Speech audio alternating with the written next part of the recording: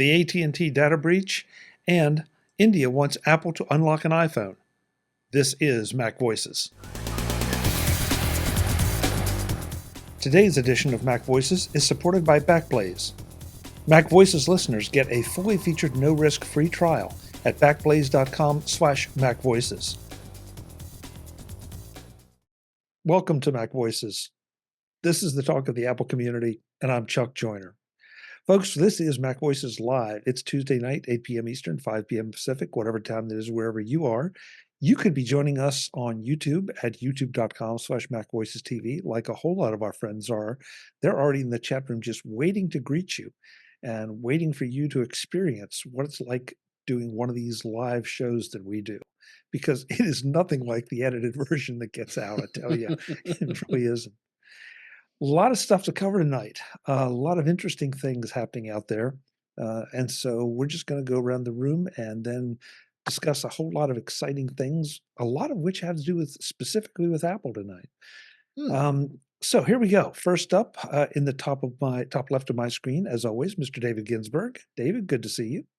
Good to see you as well, Chuck. Glad to be here. Looking forward to have some fun tonight, and let's talk about Apple. Yeah, I think we've already had the fun, David, but yeah, we'll see if we can continue it. Sporting a tie, Mr. Brian Flanigan-Arthurs. I love it. Brian, you just look like the economics professor that you are. All right. Thank you. Glad to be here. Good to have you. Good to have you. Thank you. Marty Jencius is here. And Marty, I'm not sure what a counseling professor should look like, so I'm just going to say this must be it. This is the best I got. Actually, we had a blessed event yesterday. We welcomed another doctor into our household. My son defended his dissertation in chemistry, so we're a doc squared household. So that's pretty cool. Wow, nice. Congratulations! Yeah, congrats. Yeah, congratulations all around to the new doctor. And I'm not talking about Doctor Who either. Just another Dr. Jencius. Eric Bolden is with us, and I tell you, the man has talent. He gets a bird to pose for him every week, and this time he got it to pose in the snow. It was difficult. They really wanted a lot of extra for that contract of being out in that cold, wet snow, waiting for it to all look just perfect. We're still in negotiations, but yeah, allowances for the show. Eric, seriously, that almost looks like a photoshopped thing. It is so perfect. That is really impressive. Yeah, it was stunning to watch all of the goldfinches in the snow. No camouflage whatsoever, just really bright. Yeah, I bet. They really want spring. I think they're not alone. But speaking of wanting spring, Jeff Gamet, I think, wants spring because he's just tired of what all's going on in Colorado. Jeff, good to have you. It's always great to be here. And I was thinking, you're going through all of the introductions, and it's like top quality people, like really great people, and then you let me on too. You exude quality. It's just a different kind of quality. You bring the panache. Oh, that's it. Yep, yeah. And it's fresh too. Just sliced it. Thank you, Marty. I've been looking for the word, and that's a good one. That's a good one. Yeah, let's just roll with panache. I'm full of panache. Yeah, we'll go with that. Panache you. Oh my! So we have a lot of things to talk about. I am going to throw the one in that is not Apple related to start us out, because I think it's really another one of those important ones. And we've talked before about how we do this segment that's on and off called Spams and Scams. This is an article about the AT&T data leak. And if you haven't heard about this, AT&T apparently has lost a whole lot of customer data that appeared on the dark web. The thing that I've been finding confusing about it, because I keep getting different things from different articles about exactly when this happened. It could have happened as long as several years ago. It may have happened fairly recently. It's just kind of all over the board. But at the end of the day, AT&T lost a whole bunch of information, including names, addresses, social security numbers, phone numbers. So if you have an AT&T account, by all means, please go and change your password. And if you don't have two-factor authentication set up, get it set up, and just hope that they don't do it again. I think it was prior to 2019, so I had not been an AT&T customer for quite a long time, so I think I'm pretty safe. I'm an AT&T customer now, which is AT&T Fiber, but it's only been what, maybe a year, 2 years. So I got fiber in 2021, 2022, I think, one of those years. So that's what I think they said. But no, still, I mean, to have that much vulnerability and a lot of press, I mean, we've been seeing it all over the place when it comes to companies large as AT&T. There's no excuse for this. I mean, come on. Well, David, and you see, you've said it now. You think it's back to 2019, so that's it. It's kind of all over the place. Yeah. They apparently are offering credit monitoring.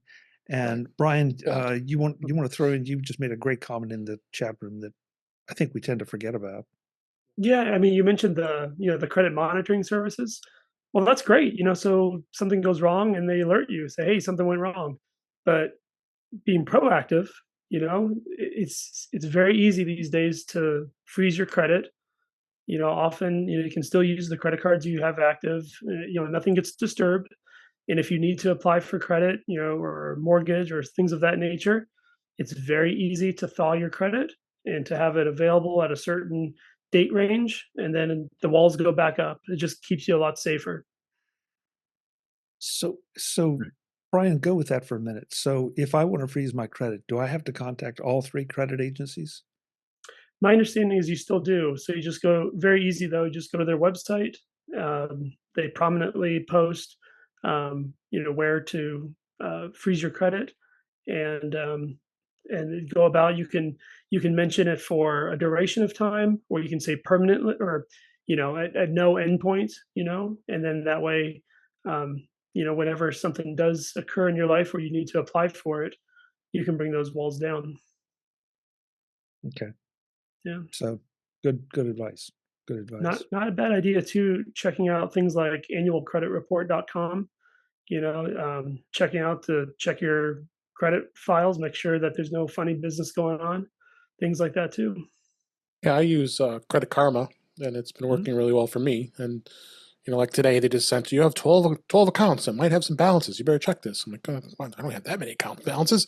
so it does. I do get alerts all the time. I can monitor my credit score, which is great. It includes all three of the major credit reporting agencies, but I also have an Experian account, and then TransUnion and Equifax. I do those independently because it's annoying that they want, every time I go into Experian, they want me to pay for the service. I'm like, no, you provided me free a view of my credit report. That's all I care about. I don't want to pay for all your nonsense. But yeah, it's Credit Karma is really good. I mean, they're owned by Intuit, but since they bought them out, but they're still pretty good. And yeah, I definitely say keep an eye on your credit for sure after this. Yeah, and also I don't know about you guys, but I think every one of my credit cards, if I log into the website to check a balance or whatever, they've always got an indication of what your credit score is. And sometimes they'll even send you a notice of, if it's gone up or down substantially in the last week or month. So, Marty? Yeah, I'll be honest with you. Until I started following articles this week, and the Lifehacker article came up for me too. I didn't know this was an issue. I've been an AT&T customer for years, since I got my first iPhone. And I get a lot of junk mail from AT&T. So if they sent me something, if I'm a usual customer, and I'm looking at myself not as someone who explores this a lot, but as a general customer, I might have ignored all this stuff to begin with. I wouldn't know to have to go and look through all of this material and to check my credit report and check my credit cards and do the kinds of things that one would do automatically if you found out that there was a breach of your data. So everything's fine from my end, but I'm more concerned about those folks who didn't get the news. Yeah, agreed. Which is exactly why I wanted to bring it up here, because it seemed like this was not what felt like it should be a pretty hot discussion. And so is that because it was, as Dave said, back from 2019, and they're just getting around to identifying it or publishing it? And that makes me also question, the if they're following the guidelines that there are out there for losing data. The other thing, though, I did say that apparently they weren't able to figure out how it got out because there was no evidence of an exfiltration. So, that makes you wonder, did somebody copy something to a thumb drive and walk out the door? Which that might even be scarier. I actually wanted to bring something else to the fore, though, because this just happened to me today. I got an email from Google that looked absolutely legitimate, and it said that somebody was trying to get, the verification, or somebody had requested the verification code, but the verification code was for a phone number that has nothing to do with. It's not even close to my phone number. And one of the comments in the email was, if this phone number is not associated with your account, click here to disavow it. Oh, that's clever. And it's like, okay, now I hovered over the link and it looked legit. I did not execute it, but it's like, here we go. If this is legit, and I didn't have time to research it completely here before the show, but if it is legit, Google, you're asking me to do something that is exactly what you usually tell us not to do. So, now I'm in this catch-22. If somebody asks something, it has nothing to do with me. I'd like to not continue to have this happen, but I don't know if it's legit or not. Chuck, um, I'll play the straight guy on this one. Were you aware that all of these services like Google and Facebook and anyhow, services like that, you can go and log into your account in a web browser without having to look at any of the links in an email, and you can see your a record of your logins. It might be a pain to find it, but it's there, and so you can look and see if there's anything logged in to your account that looks wrong or suspicious, and bump it out right there without ever having to touch a link in an email that may or may not be legit. Thank you for playing the straight man. Yeah. I've got your back. I appreciate it. Although you wouldn't know it from the way I start in the show. Yeah. You're so smooth, Jeff. That's the panache right there. Ah, okay. And you know what? That's actually much better than I thought it was. Potato. Yeah. Yeah. So, Marty, you got the same email? Yeah, I got the same email, and I was like, wait a minute. And I've had a variety of phone numbers. And of course, they pick one that, or at least the one that I got, was one that is a commonly used number for various types of second number phones. And so I had to think about it for a while and then said, screw it, and deleted the email without clicking on anything. Yeah, that's exactly what I did too. And so, if you got that email, folks, please follow Jeff's advice and, and log in and look around, search, see if you can figure out what it is, but just don't click things unless you're absolutely sure. Don't click things. Hey, Chuck, I'm going to add another bit to that for you, as long as we're doing a PSA here. Please do. You can get the phone calls saying, "Hey, this is your bank," or this is one that's happening where I am right now is this is Sergeant Smith from the police department, and there's a warrant out for your arrest, and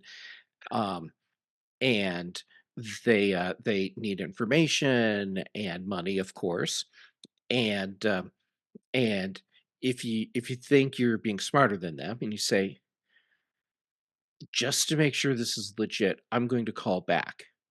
And they will often say, of course, here's the number.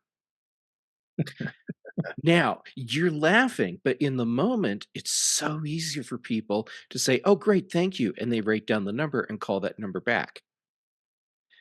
When they say, here's the number, go ahead and write it down so that if you need to give it to authorities, you've got it. But then go to a trusted source to get the correct phone number to call, like if it's your bank. Go to your bank website or look on the back of your credit card, whatever, and then call the number you know is legit and ask if whatever they're saying is happening actually is. And I will guarantee nearly 100% of the time they'll say, nope, wasn't us. And for heaven's sakes, if any of these calls come through and they say that you can resolve the situation by sending them gift cards, hang up the phone. Okay, cash is one thing, checks, credit cards, that's bad enough. But if they say gift cards, then just run, because that is, I don't know anybody that will settle a debt for a gift card. Chuck, green dot. That reminds me. Yeah, that money you're owing me. Gift cards would just be super easy to do. Yeah, yeah. Right. Today's Mac Voices is supported by Backblaze. Mac Voices listeners and viewers get a full-featured, no-risk free trial at backblaze.com/MacVoices. Go right now and see how easy it is to protect yourself from nasty surprises. Did you miss one of the most important holidays of the year? No, not your anniversary or significant other's birthday, though overlooking either of those could present an existential threat. I'm talking about World Backup Day on March 31st. Yeah, I know it's April, which is why I'm bringing it up, and why you need Backblaze right now. Backblaze gives you unlimited cloud backup for your Macs, PCs, and businesses for just $99 a year. If it's connected to your computer, you can set Backblaze to back it up. And once it's backed up, it stays backed up.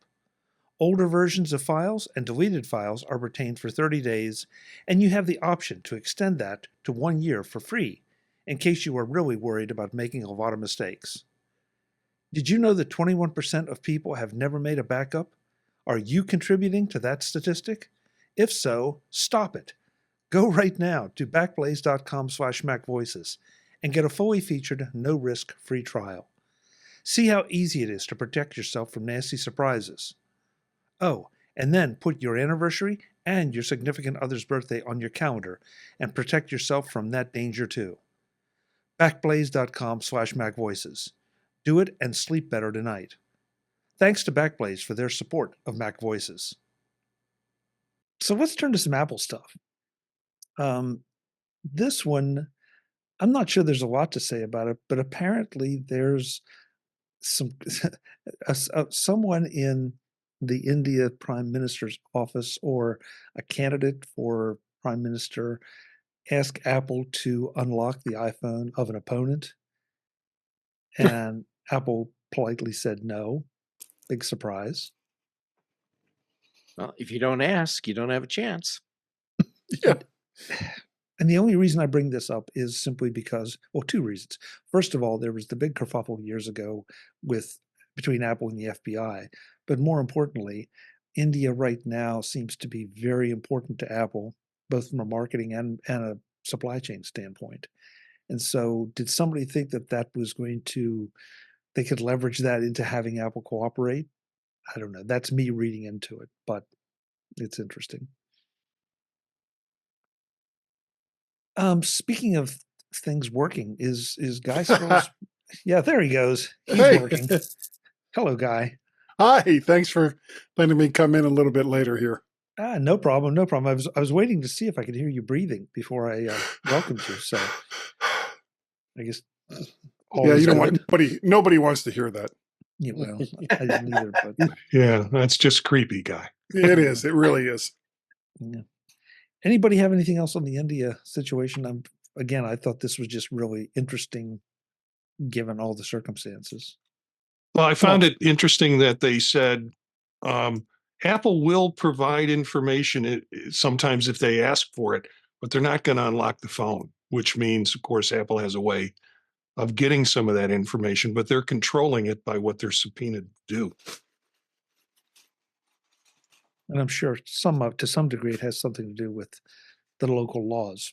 We've talked about that plenty of times here.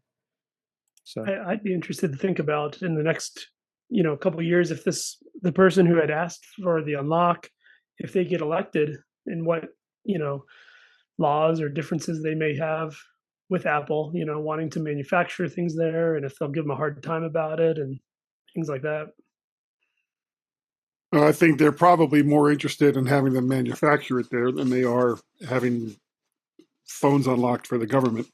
Because basically, having stuff manufactured in your country is going to generate a lot more income than being able to get somebody's pictures or texts off a phone. Yeah. Unless the guy's like, revenge hungry or something. Yeah. Politicians revenge hungry? Nah. What? Nah. Oh. 4? Visit MacVoices.com for show notes and to connect with Chuck on social media. Get involved in our Facebook group or like our Facebook page, and get more out of your Apple tech with MacVoices Magazine, free on Flipboard and on the web. And if you find value in it all, consider supporting us through either our Patreon campaign at patreon.com/MacVoices, or by making a one-time donation via the PayPal link on our front page and in the show notes of each episode. You will join these fine people who help bring you Mac Voices.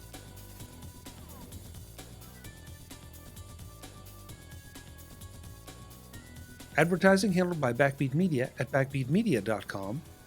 Bandwidth provided by CacheFly at cachefly.com.